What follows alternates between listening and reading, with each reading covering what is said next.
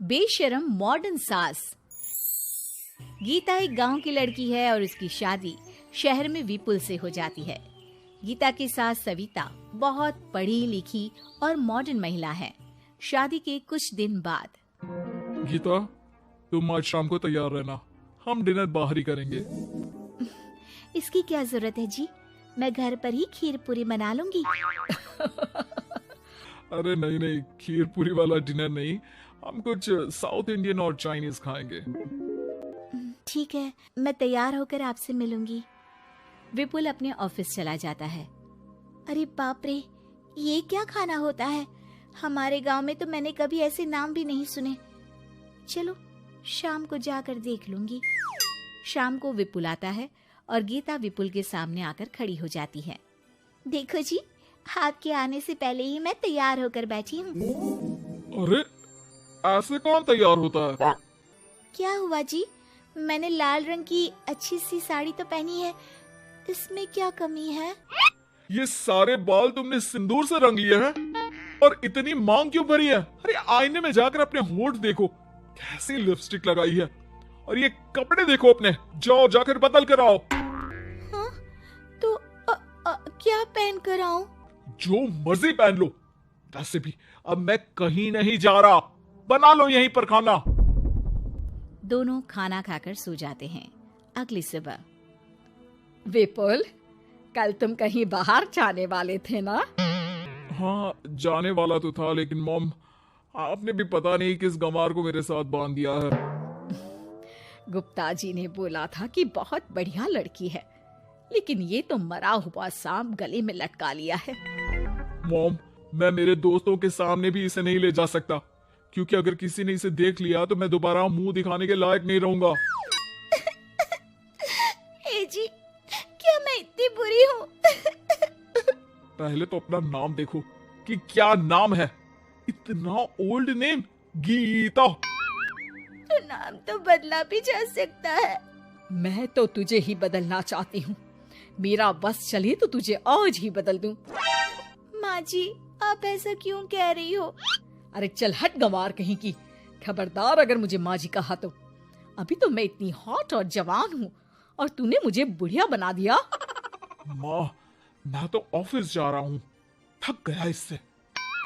विपुल office चला जाता है और सविता शाम को अपने कुछ कपड़े गीता को देती है। गीता, आज तुम्हें आखिरी मौका दिया जा रहा है। अगर तुमने कोई गड़बड़ की तो मैं तुम्हें घर से निकाल दूंगी। ये कपड़े पहनकर बाहर आ जाओ। ये तो जीन्स है माँ जी। हाँ तो क्या हुआ, पहन ले।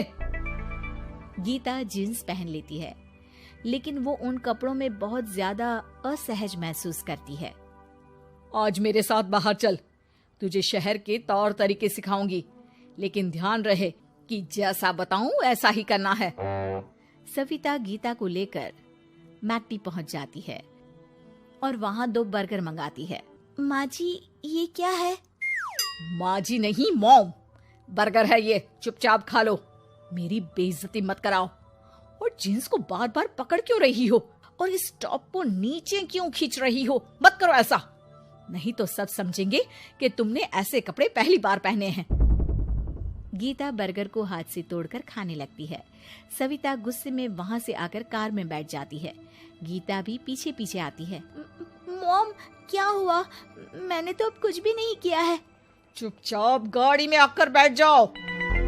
सविता गीता को लेकर घर आ जाती है। अगले दिन, गीता, मेरे कुछ फ्रेंड्स आने वाले हैं, तुम किचन में जाकर तैयारियां करो, और भगवान के लिए आज ऐसा कुछ मत करना कि मेरी नाक कटा दो। मैंने भी ये शॉर्ट्स पहने हैं, तुम भी अच्छे कपड़े पहन लेना।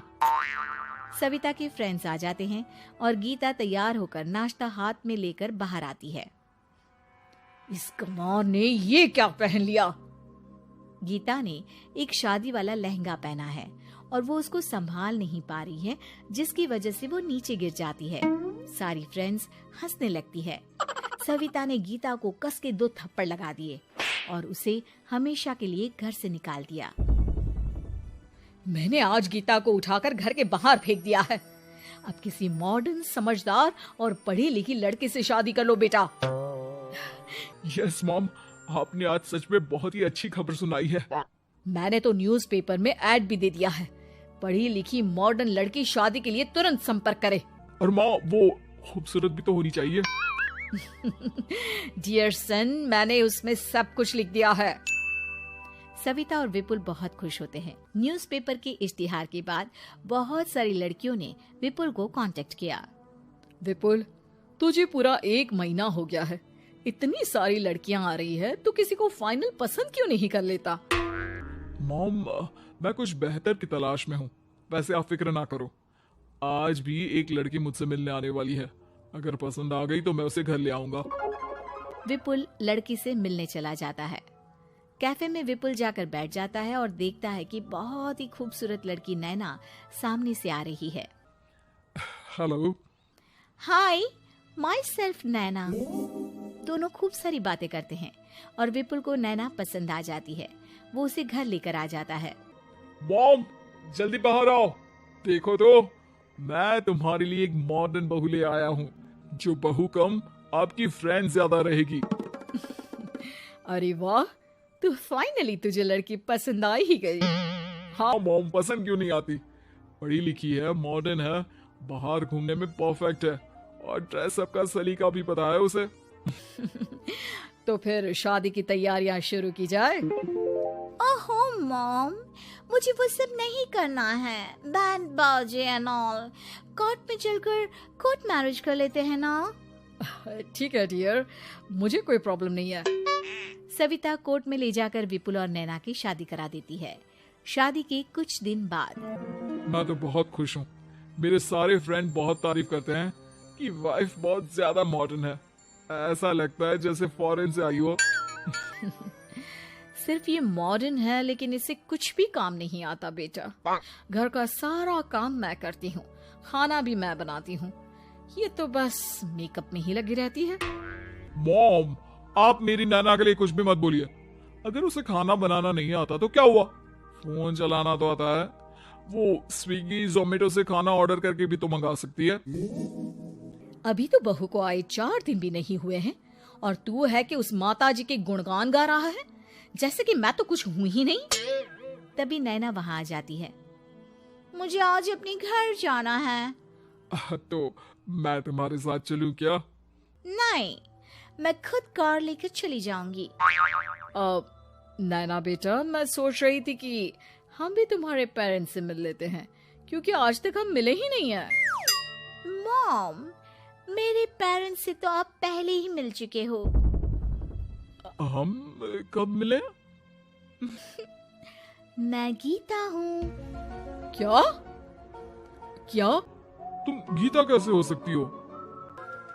जब माँ ने मुझे इस घर से बाहर निकाल दिया था, तो मैंने अपनी सारी सेविंग्स को खुद की लर्निंग और मेकओवर पर खर्च कर दी और वापस इस घर में आ गई।